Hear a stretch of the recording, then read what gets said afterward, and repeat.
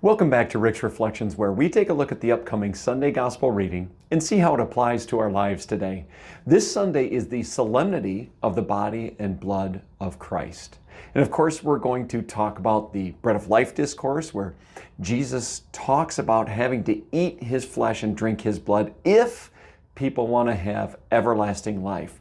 Now, if we go to the very beginning of this Gospel reading, this is so great because Jesus fulfills the Old Testament all the time. In this particular way, he speaks about how he is the bread that came down from heaven, and if they eat this bread, they will have life forever. Well, why is this important?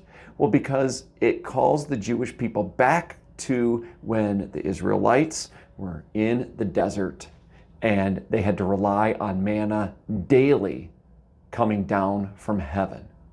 Jesus is saying that you had to rely on every single day to fall from heaven, but if you eat my flesh, it is forever. It is not just for today, but it is for all eternity, which makes the Eucharist so vital to who we are as Catholic Christians. When we approach the Eucharist every single week, are we thinking about how that not only sustains us for the day, but for all eternity?